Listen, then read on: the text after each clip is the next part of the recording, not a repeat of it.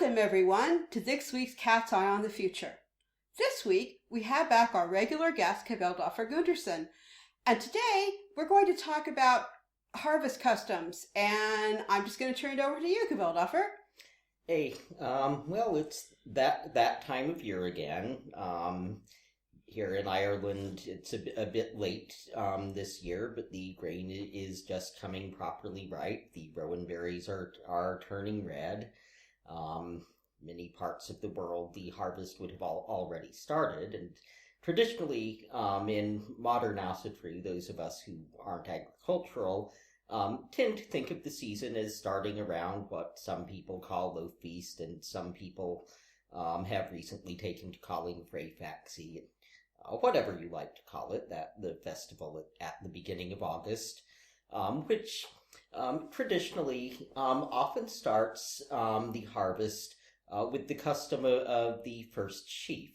And the two kind of key elements to harvest celebration are these points at the beginning with the first sheaf and the end of harvest with the last sheaf, which is usually sometime in September, again, depending on where you live.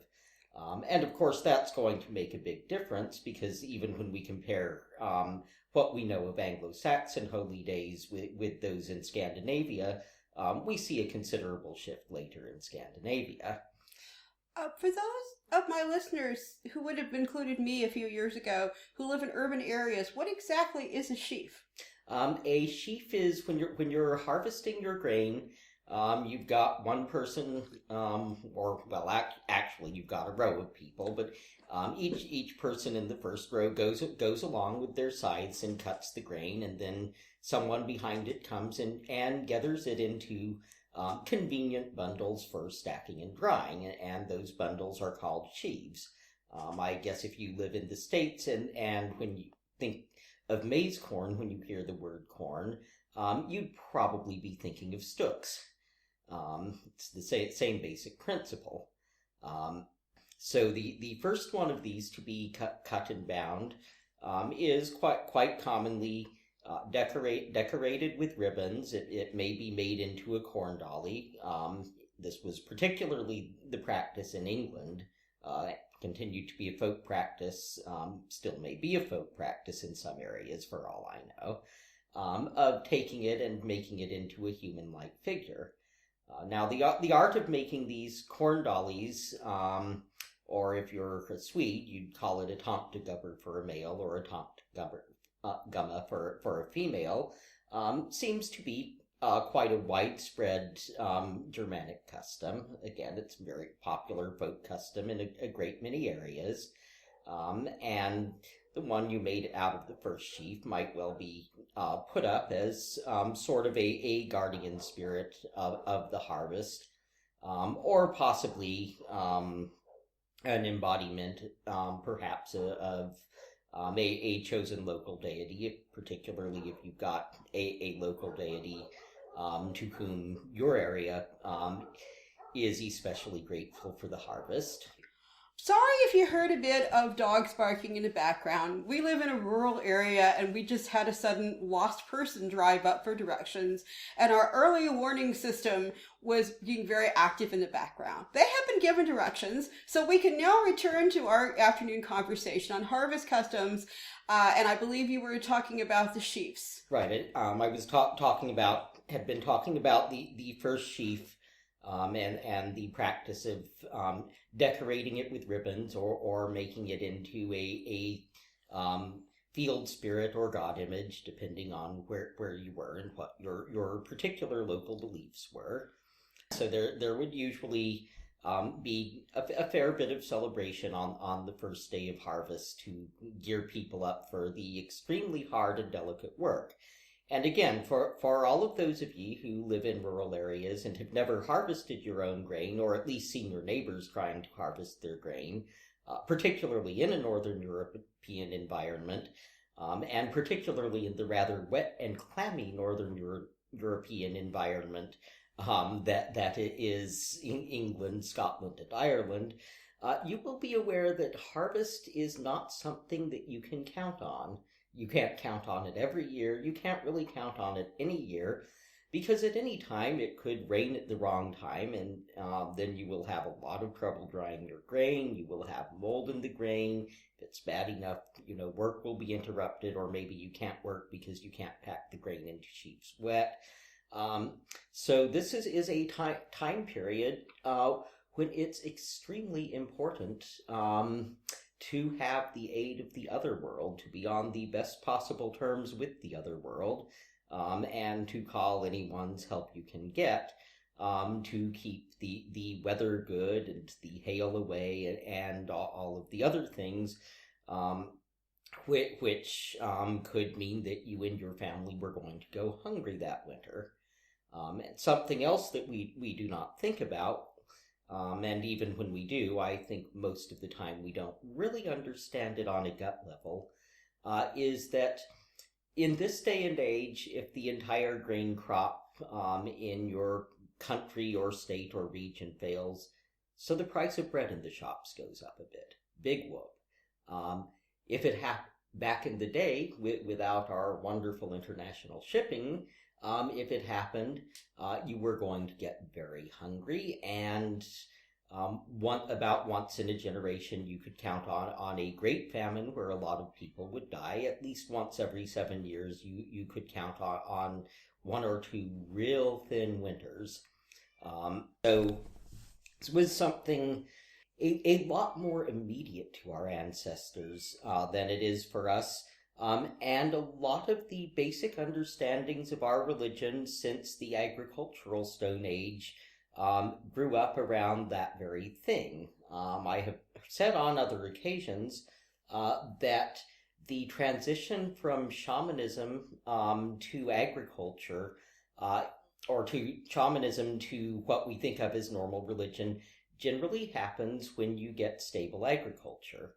If you're hunter-gatherers or even pastoralists like the Mongols, people that have to move around to go where the game is or where the game is going to be, you need somebody who can go out personally, talk to the local gods, spirits, whites, what have you, find out what's going on. Where are the caribou going to migrate?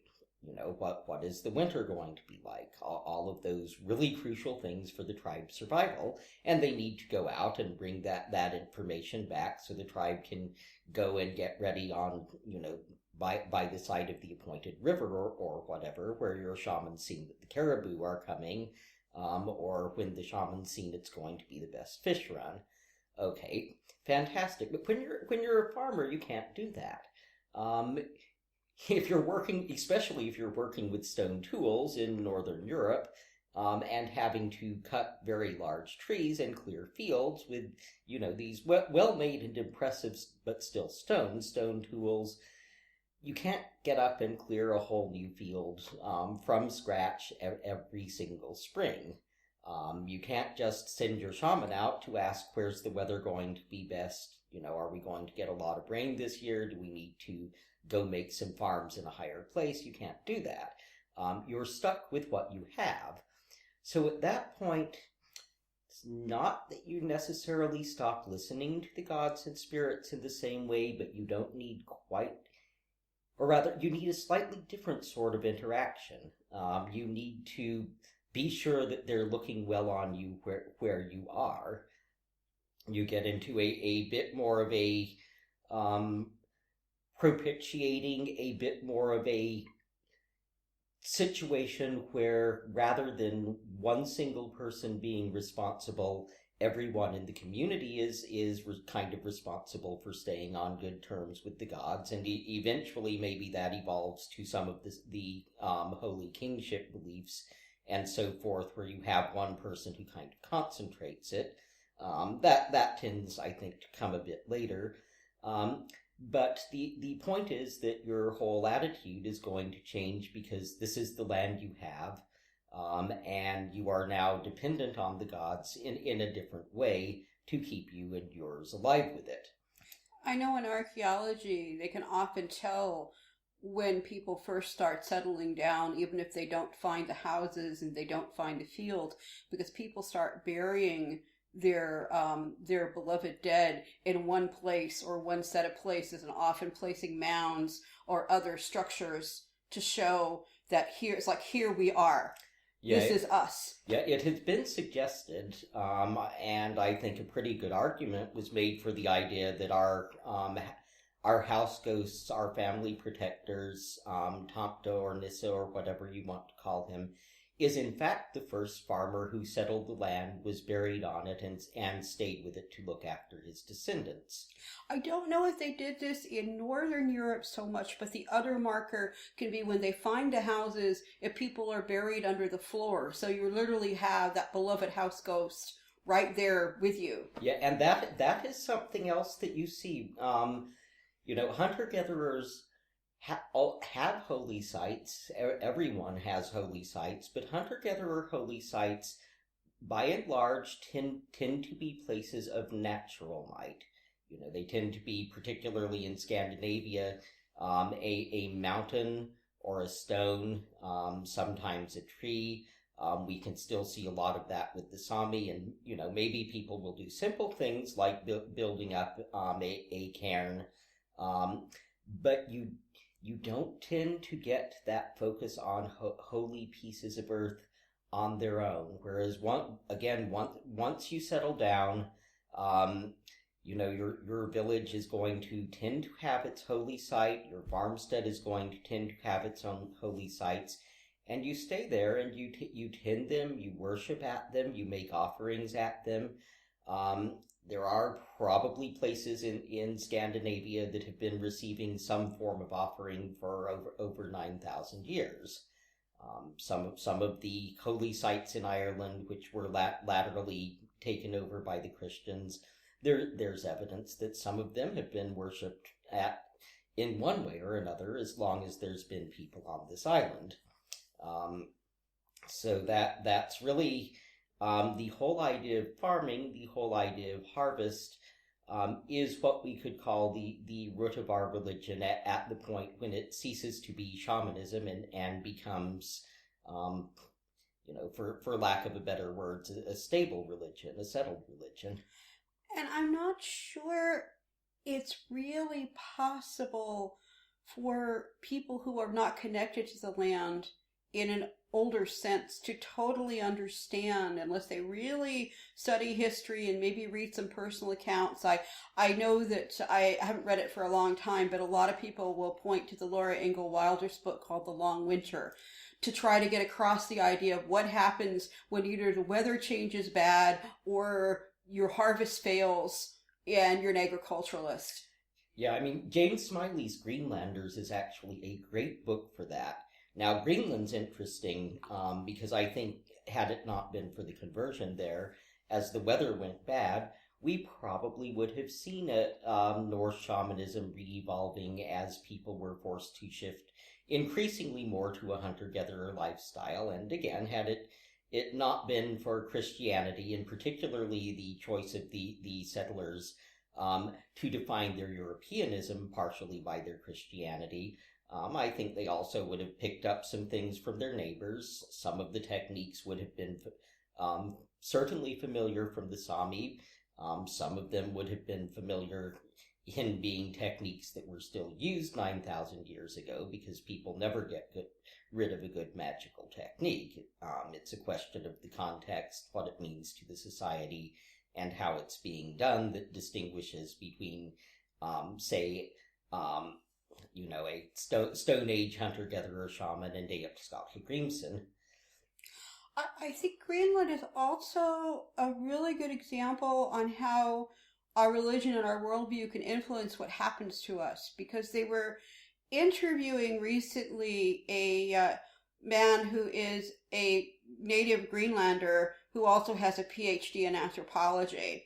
And he was standing there being interviewed on some Discovery Channel or something, and he was saying that the problem with the European Greenlanders at the end there would be that even if they had been willing to try to learn from their neighbors who were doing just fine as hunters and gatherers, if their friend tried to teach them what to do, the prayers and the invocations to the Inuit deities and the native traditional deities were such an important part of hunting that the person trying to teach them would have no way to separate it out, and the Christian would have found this to be heretical and dangerous and unacceptable. Whereas the heathen, on the other hand, and we actually see a Greenlander who has been making his living all of his life as a hunter, Thorhakler Veðimaður, doing something that is not too dissimilar, I think, from what his Greenlandic neighbors would have been doing in Vinland, where he goes out onto a cliff, sits out, and makes a praise song for Thor to bring a whale in. We see that, and again, it's worth noting the guy is a Greenlander. He's an older fellow, we assume. He's certainly a staunch heathen.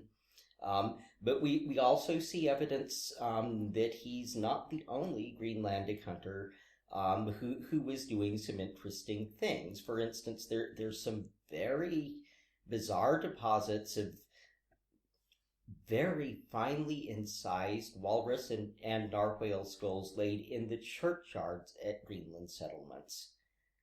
What were they doing there? Why were they there? What was happening? Well, we don't know. We have no idea, actually. But it certainly isn't characteristic of Christianity at the time.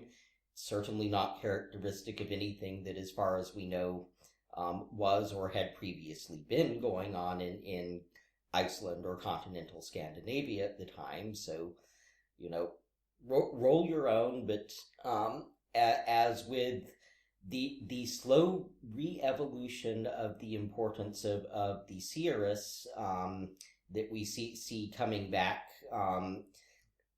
unfortunately also just fading out with the Christian influence in Eric's saga, I think it's, again, safe to say that there was the potential and the germs there of a complete re-evolution of the religion, but that's gotten us rather far off the topic. No, but I did have a way to kind of bring it back, though, and that is, I think that the Greenlanders represented an odd sort of way something that chimes with our current time period in terms of the practice of heathenism, and that the Greenlanders were always kind of in between, and especially as the weathers got worse, they were no longer directly only agriculturalists, they were also becoming hunters and gatherers. And there is a lot of evidence in modern anthropology that Western people that live in cities and who live in a more organized industrial environment are a lot closer to hunter and gatherers in some of their worldviews than traditional agriculturalists are. So looking at some of what the Greenlanders do may have some implications even for harvest customs today, because most people are, unless they have a garden, are very separated from harvesting in general. Yes, and I think one of the points where we do see quite possibly a degree of overlap comes in the other aspect of this season of the year, which is the slaughtering of domestic animals for the winter.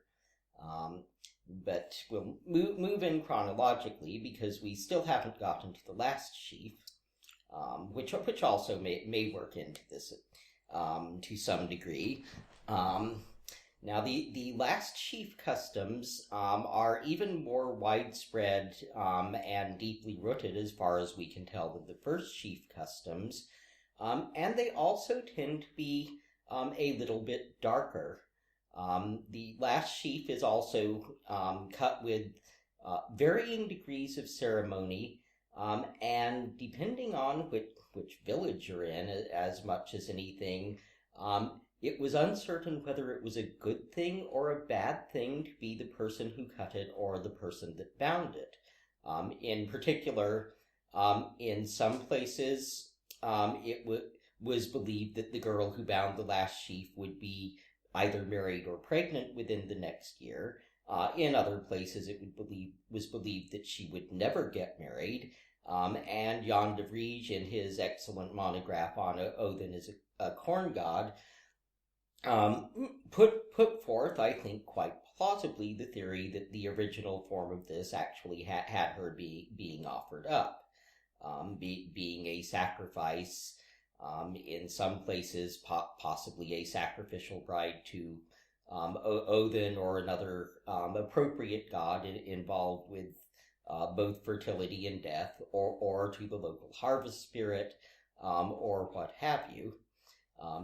Some of the other customs include the last sheaf, not seen as a protector so much as a wild spirit, a potentially dangerous spirit that had to be caught and controlled lest it destroy everything.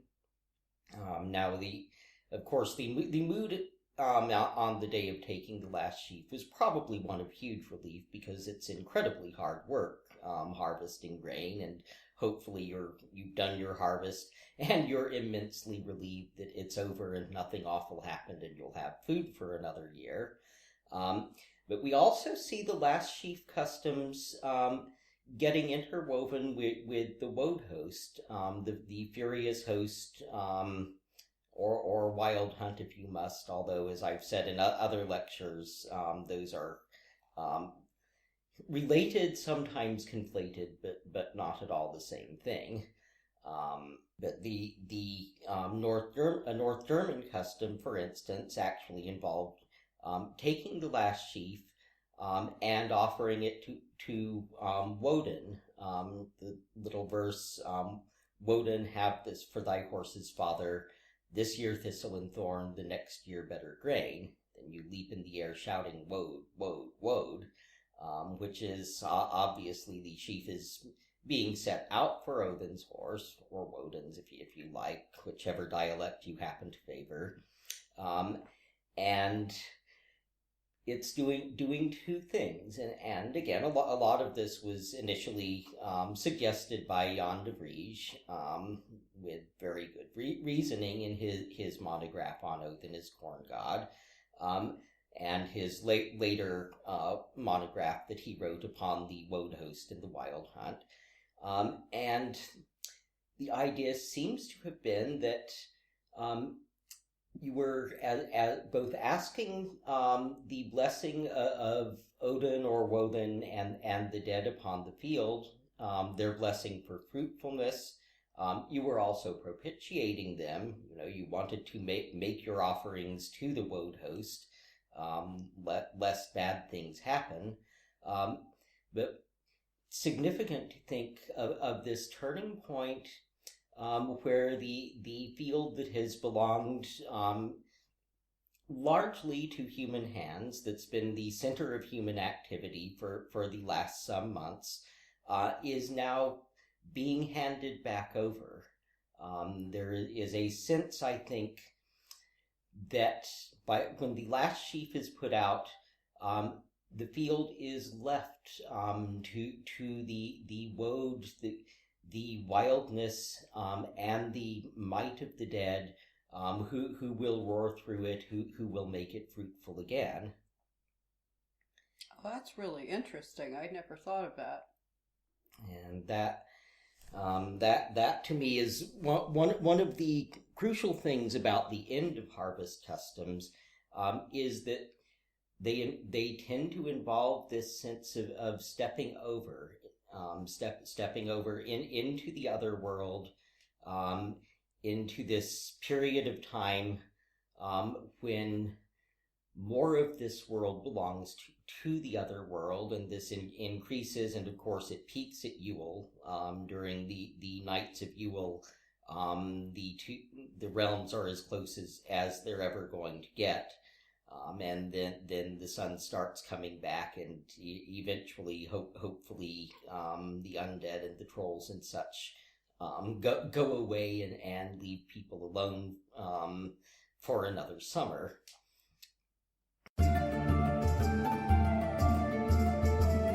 You have been listening to part 1 of Cat's Eye on the Future.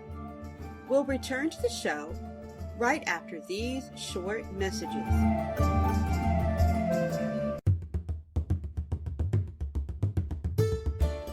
Do you have questions?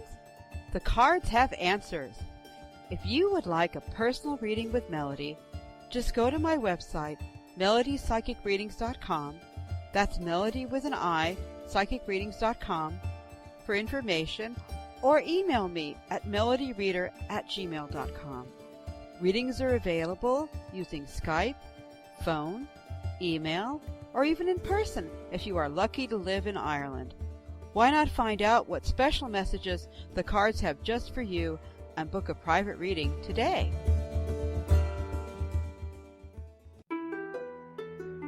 We now return to part 2 of Cat's Eye on the Future.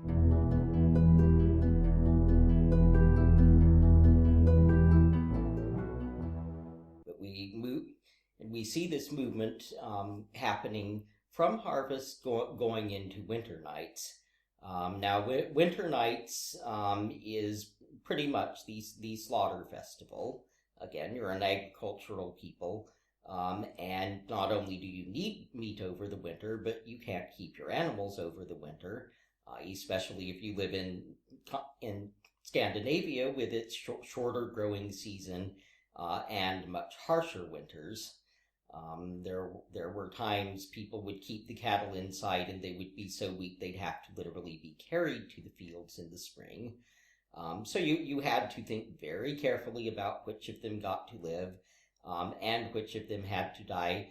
And then you had your slaughter feast, and we noticed that although the harvest customs, the folk customs, are very strongly represented in Scandinavia, as they are in, pretty much any agricultural society. Their people are going to keep practicing them no matter what you try to do.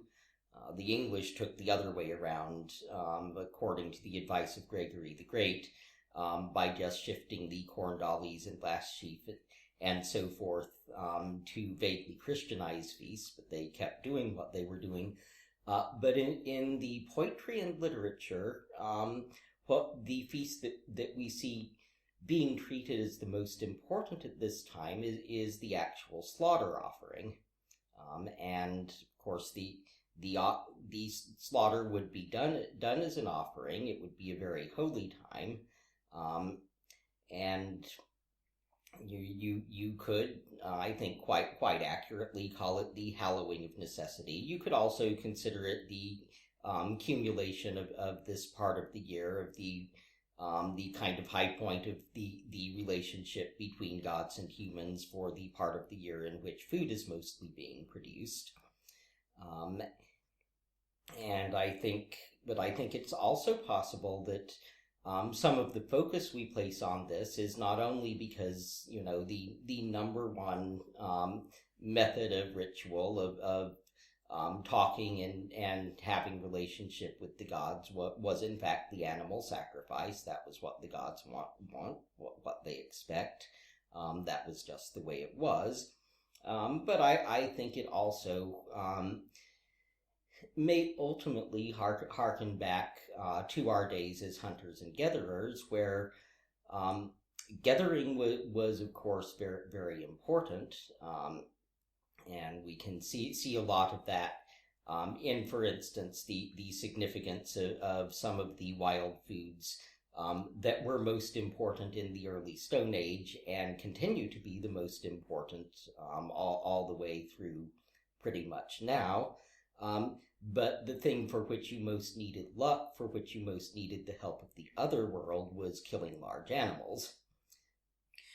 One thing, too, that again, I think a lot of people, even agricultural people today, don't understand is that until the 18th century or so, it wasn't just the long winters. It was the fact there were no foods that were nutritionally dense enough and storable to keep most of your animals over the winter. Even if people wanted to, even if it was kind of a mild year, you just couldn't feed them. So it was absolutely necessary, and it goes back at least to, we have recordings of this at least back to the ancient Greeks, of these giant festivals that I think to some degree it was making a virtue out of necessity. I mean, It's like, yes, the gods really like this, and gee, isn't it just interesting that we have to do this before it gets cold? Because I believe it was turnips and a couple of other crops that became very popular and much more widespread around the 18th century, that suddenly, for the first time, you were able to get more animals through the winter. But even then, we still do that today. I mean, farmers still send their extra cattle and things to market if they're grass feeding because the grass goes away. Yes, and living here in Northern Europe, we first noticed it in Sweden, where you got really good pork in the autumn, and you got really good lamb at a certain point in spring, and that was when you got them. It shows even with the EU and modern transport and all, it still shows much more here than it does in the States, where you can pretty much have what you want any time of year. You can get it here now, but you're going to pay such tremendous difference in prices. And some things you just can't get. It's more, you see it more with harvesting vegetables and fruit here than you do with the meat, but you also see it in the meat in terms of pricing.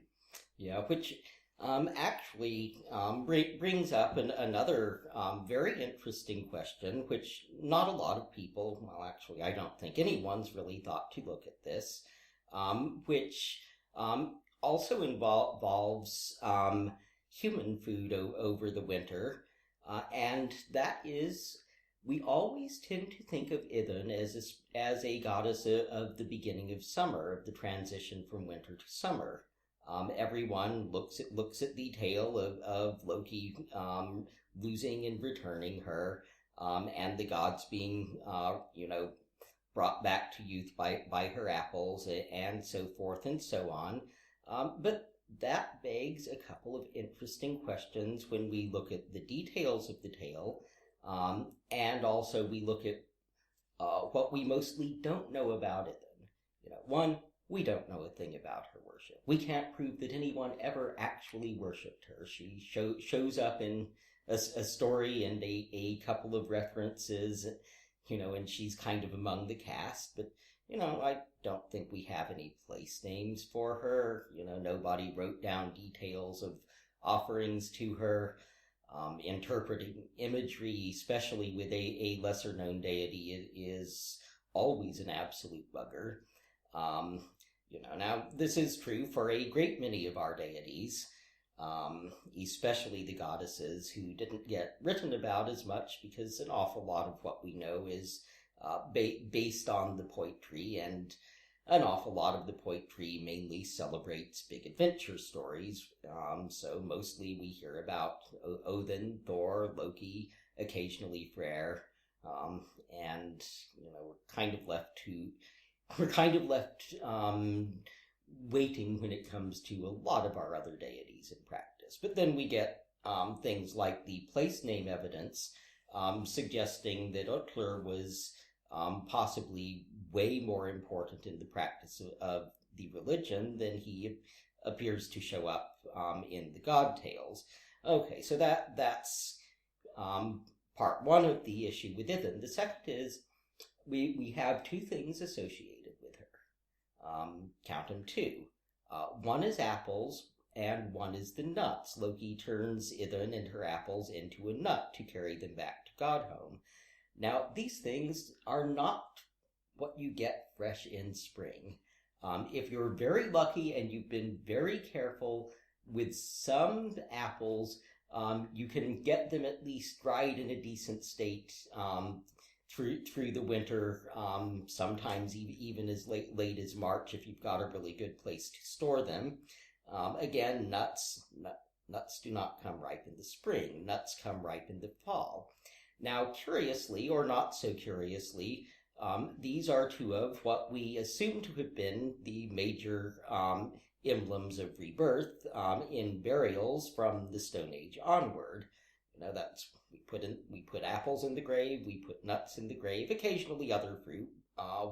Wild sloe was reasonably popular in Birke in the Viking Age. But it all comes down to fruit, mostly early autumn to late autumn fruit, and nuts. And then when we look at Heathen's name, the name doesn't necessarily imply rebirth. It's the same root as the Ithiagrin, the eternally green, by which Yggdrasil is described, and everyone seems to be happy with the idea that Yggdrasil is an evergreen. Now, you don't think about evergreens much in summer. You don't see people hanging boughs of evergreen up much in summer, unless I guess they live in parts of continental Scandinavia where it's that or birch or evergreens or evergreens or birch. You get the idea. But when our evergreens, when it's that which is always green, idiogrin important, in the depths of winter, that's when Heathen's apples and such are needed. So this is just a suggestion, folk. But instead of handing out the unseasonal golden apples at Astara time, as I know a lot of people do, I've done it myself plenty of times, and people seem to like doing it. Think about holding that Heathen bloat this time of year, when we really need all the good vitamins in the apples, the good fats and minerals and such in the nuts to survive through the winter. I think you just made a really good case that Idun may be as much a harvest goddess as she is, or even winter goddess as she is a spring goddess. I think there is a pretty good case for seeing her as a goddess of survival, renewal, and maintaining good nutritional health through winter, which, let me tell you, folk, if you're living in a pre-tech agricultural community, that's not such an easy thing to do. Enough people have trouble with it right now with everything available in the shops. Well, there are different problems today, but I think it's very difficult to understand, and except, a few books like The Long Winter or other things that people sometimes read and as teenagers or children and then tend to forget. But the importance of the reason people put up so much food, the majority of the harvest, particularly the majority of the slaughter bloat, was not eaten at the time. It's put away in all kinds of different drying, salting, curing, which is a tremendous amount of the work that's going on, done by both men and women. They do different roles in it, but because it's not just having wheat to get through the winter or rye. You have to have fruits and nuts and dried meats and even dried flowers and things that all of which do things, particularly because they didn't really have a lot of access to oranges. You had to have other things just to get your vitamin C. Yeah, and I would also say that the practicalities of food preservation, food storage, food distribution were largely the woman's province. And if you look at what's happening with the time of year, men tend to do the heavier work in the harvest. Men commonly tend to be doing the actual scything of the wheat while the women come along and bind it. But then once it's done, once it's put up, the balance of the work shifts. Then the women have to decide, what goes to brewing, what goes to grain, how do we store this, what are we doing with it? The time comes up for the harvest blessing, and again, the men are going to be doing most of the big animal wrangling. But once they've done that wrangling, once they've done the heavy clubbing and sawing and butchering and what have you, then it's up to the Husfrau to determine what to do with it. There is this huge responsibility and the huge authority that comes with it, which I dare say probably had a lot to do with the significant social control that Norse women had. There were other elements as well. Women were largely in charge of most of the dairy stuff, which was the other main pillar of just getting through the winter. I was going to bring that up, but I'm glad you did. The whole cheese making and making of things, even like various yogurts and kefirs and things, because the cows stopped making milk, and they stopped doing it even sooner with a traditional diet than they do today, when you can do things to sort of force them to keep going. Yes, so there is that, and the textile was kind of the third pillar of female authority, but that's again getting a little further afield, except to say that the other we talk about the grain harvest, we talk about the animal, Another very important element of the harvest season, which tends to come usually between the grain harvest and that time a bit later in October if you're in Scandinavia, in November if you're an Anglo-Saxon or in some parts of Germany, you get the flax harvest. And the flax harvest was a big deal. If you even now, if you go to Sweden at the right time of year, which is kind of mid-September, you can see some of the reproduction towns they've set up, which display what it was like back in the 18th, 19th century in Sweden when flax harvest time came around. You know, the town mill pond would be full of retting flax, and everyone would be busy harvesting the stuff, retting the stuff, raking the stuff, processing the stuff, because without that flax harvest, you know, there was that and there was wool, and otherwise you were largely hosed on the fiber front. And flax itself, of course, was understood to be a very powerful plant, a very holy plant for a number of reasons. Everything from the magical uses of linen, which we actually see even mentioned in some of the early runic inscriptions, to the up to the 19th, 20th century understanding that you could keep the undead away by scattering handfuls of flaxseed. Well, linen and flax are just incredibly complex and involve an awful lot of work.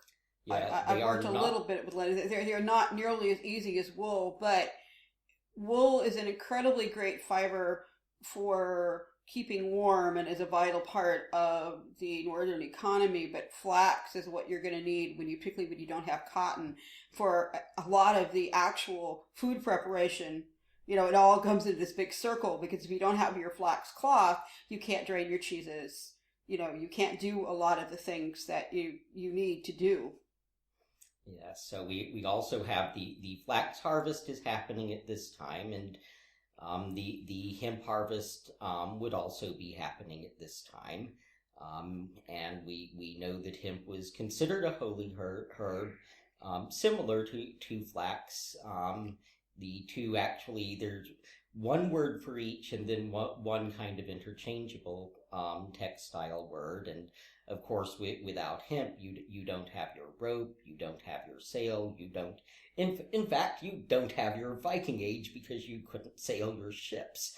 Not to mention the seed being a valuable food source. Now there's some question about to what degree was it used as a medicinal? Was it ever used as an entheogen? Well, we certainly know that the Anglo-Saxons, Germans, and indeed the Eastern peoples with whom the Norse traded were using hemp as a medicinal. I think it's unlikely that the stronger, more medicinally active indica, which was already very, very popular for medicinal and social uses, in the Middle East at that time, was brought back, because those varieties tend to be very short, whereas in Northern Europe, the goal was always for them to grow tall, and you get a lot of folk customs from the 18th, 19th century, with people, leaping into the air and doing various other things of that ilk, throwing seeds into the air, dancing and jumping as high as they can, to encourage the flax or the hemp to get just as tall as it possibly could, so that you would have the longest possible fibers to work with. Yeah, I was going to say with linen, I believe it is the same way, unless one of the things about spinning modern linen is it tends to be broken up before you ever get it. And when I spun some traditional linen from Sweden, I haven't spun the traditional hemp, but the traditional linen, it has these incredibly long fibers if the plant itself is long and it's processed right. So you get this incredibly smooth, very powerful fabric, which of course you particularly want for sails and things. They were also, I believe, using a certain amount of nettles, but I don't know if there was a nettle harvest or anything about that. Yeah, I've not found a lot of reference to it, except nettles tend to show up more in the 19th century fairy story. I remember when I was a kid hearing about the swan princes and the gal, the sister weaving shirts of nettles, and I thought this was just one of those impossible, horrible things. I did not realize that this meant that she was, not like taking raw stinging nettle and weaving a shirt, but probably making nettle fiber. And again, does this suggest that there was still a sense that this, which is probably our earliest actual fiber, was still of particular importance? It might do. But back to the hemp, we do at least know that it was considered holy, not least because one of the Oseberg women, I think the younger, had a number of hemp seeds in a wee leather pouch around her neck. And we don't know whether that was due to its might as a fiber plant, whether it was entheogenic, whether it was both. There's some suspicion that it might have been both, but if it was being used as an entheogen at all, this would be the time of year when it would have been done, because the northern European version of hemp at that time would not have been particularly powerful. It would not compare at all to the highly bred medicinal versions, which are now being properly studied and administered these days. So it would be fairly weak to begin with, and that stuff, the psychoactive value degenerates fast. So in the hypothetical instance that your seeress or seer were, which they might not been, putting some of it in the beer as a little bit of a boost in communicating with the other world or whatever, it would have been at its peak probably around winter nights. By Yule, you would have had to drink more of it and would have been more likely to go to sleep, and by Ostara, you weren't going to be getting much out of it at all. Now, again, that's very, very theoretical. We don't know if they were doing that. We know that we know that people were putting all sorts of interesting and magical substances in beer throughout Northern Europe, including things like henbane and whale, the odd bit of deadly nightshade, for various magical and psychoactive purposes. Which we would not be recommending on this show. Which we totally don't recommend. Folk, don't do this at home. And don't try the hemp thing unless you live in a state or country where it's legal either. If you do try it and you live where it's not legal and you get caught, don't blame us, because we told you not to do it. This is for entertainment and educational purposes only. However, if you live where it is legal, feel free to try it, because it's legal there. Feel free to use the educational purposes. Actually, this brings us to a really good way to kind of, I think, a few minutes to close out the show, which is, what are some probably more widespread and practical uses and practical ways for modern heathens to celebrate this time period? Okay, now that's, I think, a very, very good way to close this show, and your average urban or suburban heathen who may not even have a garden of their own, and certainly isn't raising and offing their own pigs or cattle or whatever, what do you do? Well, most of us, I think, tend to choose kind of arbitrary dates on which we're going to celebrate our feasts. And as I said, we usually tend to do low feast, first sheaf, Freyfaxi, whatever you want to call it, around August 1st. And if you're urban or suburban, you'll probably end up having to find you one of those, florist arranging shops and get a couple of sheafs of decorative dried grain to bring in. Or possibly a stook of maize corn if you live in the U.S. Our forebears didn't know it, but it is the grain of the land, and I've used it myself before. There's a whole tradition, actually. I used to have some as a child in the U.S. of making corn husk dollies. which would also be, I think, fit in just wonderfully. Corn husk dollies fit in absolutely wonderfully with this. They're quite easy to make. It's very easy to find directions, particularly if you've got a kindred with a lot of families in it, with a lot of kids. It's a great way, to keep the kids involved and interested during the day before the evening feasting or whatever is going on. It's an absolutely delightful way to do so. Some very, very similar with the last sheaf, and again, the thing about the last sheaf is you want to find somewhere outside to put it, and preferably somewhere high up if you can. If you have somewhere high up, I used to use the top of the sun deck at my parents' house in Dallas back in the day. In fact, but you can do those things, and you can also, if you think about, what does your harvest in your life actually consist of? One of our things that our forebears were great at was seeing the likeness of things and identifying them in words and image. For instance, gold was referred to in a kinning upon one piece of gold jewelry as the foreign grain, the Welsh grain, because it was something, gold and rich and nice that you harvested the other way. And our forebears were also real big about comparing slaughter on the field to harvest and reaping of various sorts. But you think about what's your version of wheat, and would that last sheaf be, say, something that you bought specially to offer out of your most recent paycheck as a sheaf of your most recent paycheck? Would it be a piece of artwork if you're an artist?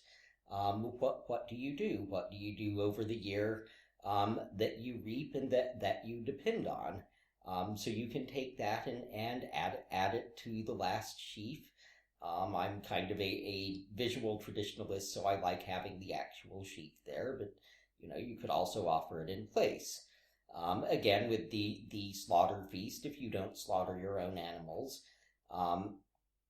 you can use meat that you purchased, and ideally, if you can afford it, if you have a place to get it from a good organic butcher, so the animal was well treated, well raised, and so on and so forth. But at any rate, you have your meat, and you can bless it, and share it with the gods, as your ancestors would have after they'd finished the slaughter. Commonly, folk offer some sort of alcohol, ale, wine, mead, whatever, in place of the blood that you're not getting. Though if you live in Northern Europe or somewhere with a good ethnic shop, and ask beforehand, sometimes you can get, say, particularly cow blood. If there's a Scandinavian shop available, Scandinavian grocery store, it's quite popular for making one's own black pancakes. And, they actually had it just in the regular supermarkets in Sweden. So you can use that, and you can take it and pour it wherever your holy place is. Or you can go with the very, very popular practice of making bread beasts. You make your bread beast, your horse or your boar or whatever, and you bring it out and bless it as part of the blessing, and then you sacrifice it. You cut its throat. You put part of it into the blessing bowl. You share it around. All of those good things, and the idea basically is, even though you're not doing it yourself, you're still honoring the animals that have died to feed you over the year. You're honoring the gods who made it possible for that to happen, and who themselves who can also show their might through their various relevant animals, and essentially, you're doing everything to honor, to link with what your forebears did, to touch the roots from which the religion of today grows. Well, I think that gives everybody a lot to think about, and some practical suggestions on how to celebrate at this time. And of course, if you live in the Southern Hemisphere, just reverse everything, because we know that, you'll be moving into spring when we're moving into fall. But and we do have some heathens out there, and I think I even have a few listeners I'd like to give a shout out to. And because we're an agricultural religion, it would be very, very silly to celebrate at a time that doesn't match what the gods and the weather and the earth are actually doing where you are. Exactly. Well, I want to, it's been about an hour. I want to thank you for this really interesting time. I think it's been really fun and very interesting, and a lot to think about there, especially about Aduna. I would never thought of that one. That's very, very interesting. Yeah, and the last thought that I'd like to leave people with when they're thinking about doing their various harvest blessings is spend a little while looking into the foods that were available in the place and time, or choose a place and time. I know there's folk out there doing everything from late Icelandic Viking Age to, for all Goths. For all I know, there are people out there even as we speak practicing elements of Stone Age heathenry. Actually, we all practice probably a few surviving elements of Stone Age heathenry. But anyway, choose a place, choose a time, look at what was available to them, what they had to do to get it from wherever it started out onto the table. Possibly consider also where you live specifically, what might have stood for it. If you're in the Americas, I think it's perfectly fitting to use maize corn, because if you were in the Americas, if you had picked up your little village out of Norway and put it in Idaho, in the Viking Age, that's what you would have been growing. And again, if not for the conversion, and maybe in spite of the conversion, I think the Orglawa people could tell us a great deal more about that. We would have probably picked up the use of maize corn in our rituals all the same. Potatoes, if you live in the Southwest, chilies and other fruits of the Southwest are important to the land there, and they're part of the harvest there. And one of the things that, on the one hand, it is wonderful to do exactly what your forebears would have done as a way of touching them, if you like. On the other hand, this is also a religion of the earth. This is our gods are not confined to the earth of Northern Europe. They're not vampires. They don't need coffins of their native earth to move around. So they're just as much there where the maize corn is growing, where the chili peppers are growing, whatever it is. And that's something that's worth thinking about. Yeah, I had a dream once that we mentioned this before, but I think it's a great thing to close out with, where I was sitting at work, and it was after Kvelduflr and I were engaged, but we hadn't gotten married yet. And there in all his glory, looking exactly like I've later seen in a 19th century representation of him, was the god Freyr. And he was sitting on my photocopier, of all places. And he looks at me and he says, "You may not like chili peppers on your tamales, but I like them on mine." And then went poof. So we try to often have at least chili peppers as part of our personal family devotional during this time, at least, especially when we're in North America, but even over here, because, I think that, our gods are not limited in time and place. And, presumably Freyr has at some point tried chili peppers and tamales. And, again, this is what I would call a UPG, which should be another entire show, that being this is totally unverified personal gnosis here, people, which means that, it's totally my dream, and, I have absolutely nothing to back it up. But anyway, so I think that we do have to remember that, our gods are not limited in time and space, and that, it's perfectly a good idea to honor the places where we are and the foods of where we are. Well, I want to thank you for being here this evening, and look forward to having you again next time. And once again, anybody have any questions for Kvelduflr, just send them to Melodi Reader, that's Melody with an I, reader @gmail.com, and we'll take a look at them. And until next time, I want to thank everybody for being here this week at Cat's Eye on the Future.